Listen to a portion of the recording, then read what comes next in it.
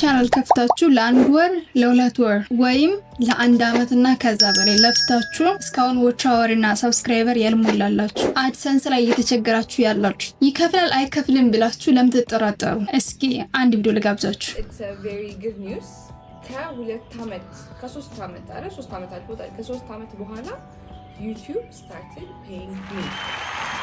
እዚህ እንደማሳያችሁ እስካሁን እቺን ያህል ሳንቲም እናርጋለሁ፣ ግን ዋናው 4000 ዋች አወር መድረስ ነበር። 4000 ዋች አወር ደረስኩ። ስለዚህ አሁን መክፈል ጀምሯል። ስለዚህ እቺ 33 ሳንቲም $33000 ትቀየራለች። ሆፕፉሊ እግዚአብሔር ይርዳን ዛንደርስና የዚህ ቪዲዮ ዋናው ፖይንት ምንድነው? እኔ 3 አመት 4 አመት ነው የሰረብኝ እዚህ ለመድረስ። ስለዚህ you guys don't give up, pursue what you want to do. It might take some time, ግን እኔ በቃ ሞኔታይዝ ይደረጋለሁ። ይሄ የሲልቨሩ ይሰጠኛል፣ 100,000 ይሰጠኛል። ቴሌቪዥን ቦርድ ላይ ታውቁታላችሁ። 100,000 ሰብስክራይበር ስገባ ይሰጠኛል ብዬ አሰብኩትና በቃ every path is not easy። እና ባካችሁ ቶሎ ካልመጣልኝ እያላችሁ አትበሳጩ። ለምን አልሆነም?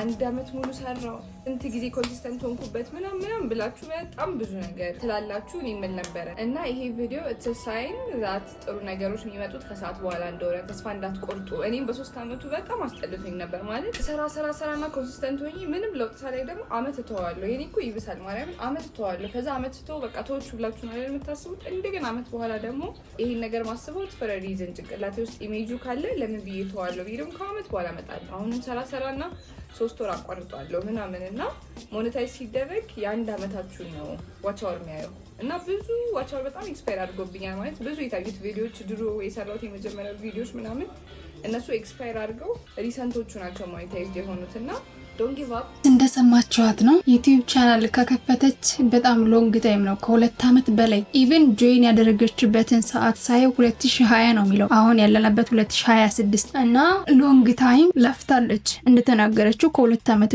በላይ ኦልሞስት ወደ 3 አመት የሚጠጋ ለፍታለች። ይሄን ያህል ጊዜ ግን እንደነገረቻችሁ ኦን ኦፍ ስትሆን አንዴ በደንብ ስትሰራ ከዛ በኋላ ደግሞ ለተወሰነ ሰዓት ስትጠፋ ኤንዘን ስትሰራ ለተወሰነ ሰዓት ስትጠፋ በስተመጨረሻ በሶስተኛ አመቱ ዋች አወር እና ሰብስክራይበር ሞልቶላት ለዛም እኮ ቬሪፋይ አላደረገችም። በነገራችን ላይ ኦሬዲ የሞኔታይዜሽን ፕሮሰስ ጀምራለች። ናሽናል አይዲ ወይም ደግሞ ፓስፖርት ግን እስካን አላስደረገችም። የቡክ አካውንቷንም አላያያዘችም፣ አልተከፈላት። ምክንያቱም $10 መሙላት ስላለበት። ነገር ግን ኦሬዲ ቻናሏ ዶላር ካውንት ማድረግ ጀምሯል።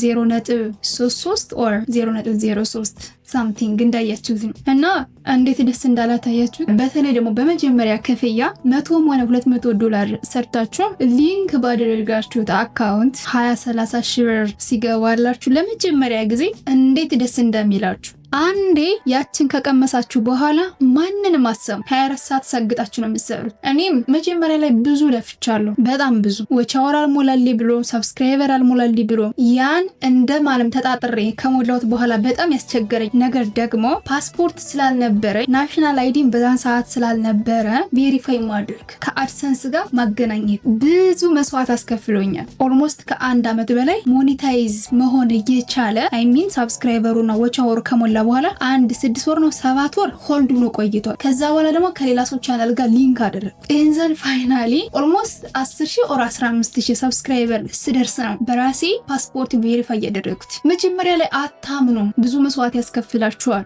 ስለማታምኑ ደግሞ የሆነ ወር ላይ ወይም ደግሞ የሆነ ሳምንት ላይ ትመጡና 3-4 ቪዲዮዎችን ትለቃላችሁ። በየቀኑ በየ2 ቀኑ በየ3 ቀኑ ከዛ ለ5 ለ6 ወር እልም ልትሉ ትችላላችሁ። ያን ደግሞ ዩቲዩብ አይፈልግም። የትኛው ቪዲዮ ቫይራል ሊያወጣችሁ እንደሚችል አይታወቅም። ስለዚህ ከናንተ የሚጠበቀው ዝም ብላችሁ እየሰራችሁ አፕሎድ ማድረግ ብቻ ነው። ተጠንቀቃችሁ የሰራችሁት ቪዲዮ ቫይራል ላይወጣ ይችላል። በኬርለስ የሰራችሁት ቪዲዮ ደግሞ ቫይራል ሊወጣ ይችላል። ስለዚህ ከናንተ የሚጠበቀው 24 hour ልብ እንደ ስራ ይዛችሁ ጠንክራችሁ መስራት። አንዴ በዶላር ተከፋይ ከሆናችሁ በኋላ እንዴ የምን ቅጥር የምን ስራ የምን ብር ነው የምትሉት? የምር ነው የምነግራችሁ። እና አሁንም ተስፋ ሳትቆርጡ ጠንክራችሁ ስሩ።